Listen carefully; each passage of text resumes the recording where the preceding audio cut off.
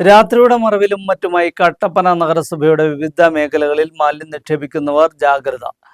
കട്ടപ്പന നഗരസഭയുടെ നേതൃത്വത്തിൽ വിവിധ മേഖലകളിൽ ഹൈ റെസൊല്യൂഷൻ ക്യാമറകൾ സ്ഥാപിച്ചു.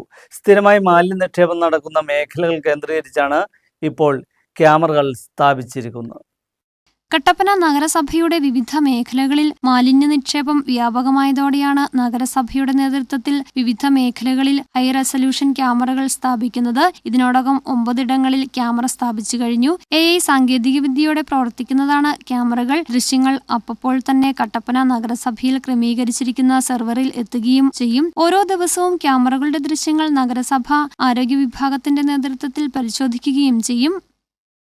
മാലിന്യം നിക്ഷേപിക്കുന്ന പ്രവണത വർദ്ധിച്ചു വരുന്ന സാഹചര്യത്തിലാണ് നമ്മൾ എല്ലാ മേഖലകളിലും AI ക്യാമറ ഉൾപ്പെടെയുള്ള ക്യാമറ സ്ഥാപിക്കുന്നതിന് പ്രൊജക്റ്റ് വയ്ക്കുകയും അതിൻ്റെ ക്യാമറ സ്ഥാപിക്കുന്ന നടപടികൾ ഇപ്പോൾ പൂർത്തീകരിച്ച് വരികയാണ്.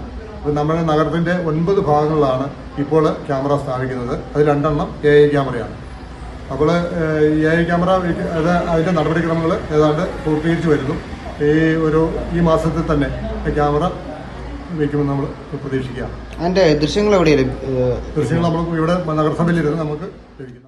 കട്ടപ്പന നഗരസഭ ആരോഗ്യ വിഭാഗത്തിന്റെ നേതൃത്വത്തിൽ നഗരസഭയുടെ വിവിധ മേഖലകളിൽ നടക്കുന്ന മാലിന്യ നിക്ഷേപത്തിന് തടയിടാൻ വിവിധ തരത്തിലുള്ള പ്രവർത്തനമാണ് നടത്തുന്നത്. ഇതിനോടകം തന്നെ മാലിന്യ നിക്ഷേപത്തിന് ഒരു പരിധിവരെ തടയിടാൻ കഴിഞ്ഞിട്ടുമുണ്ട്. എന്നാൽ ഇതിനെയെല്ലാം മറികടന്ന് മാലിന്യ നിക്ഷേപം നടത്തുന്നവരെ കണ്ടെത്താനാണ് വിവിധ മേഖലകളിൽ ക്യാമറകൾ സ്ഥാപിച്ചിരിക്കുന്നത്. ആദ്യഘട്ടത്തിൽ നഗരസഭയുടെ വിവിധ സ്ഥലങ്ങളിൽ 9 ഇടങ്ങളിലാണ് ക്യാമറകൾ സ്ഥാപിച്ചിരിക്കുന്നത്. ഇതിൽ 2 എണ്ണം AI സാങ്കേതിക വിദ്യയിലാണ് പ്രവർത്തിക്കുന്നത്. വരും നാളുകളിൽ കൂടുതൽ മേഖലകളിലും ക്യാമറ സ്ഥാപിക്കാനാണ് തീരുമാനം. ഇതിനുള്ള തുകയും വകയിരുത്തിയിട്ടുണ്ട്. നഗരസഭ ആരോഗ്യ വിഭാഗത്തിന്റെ നേതൃത്വത്തിലുള്ള സ്ക്വാഡും സജീവമാണ്. മാലിന്യ നിക്ഷേപം നടത്തിയവരെ തെളിവുകൾ കണ്ടെത്തി മനസ്സിലാക്കി അവരുടെ വീടുകളിൽ മാലിന്യം തിരികെ എത്തിച്ച് പിഴ ഈടാക്കിയിരുന്നു. News bureau, Kattappana.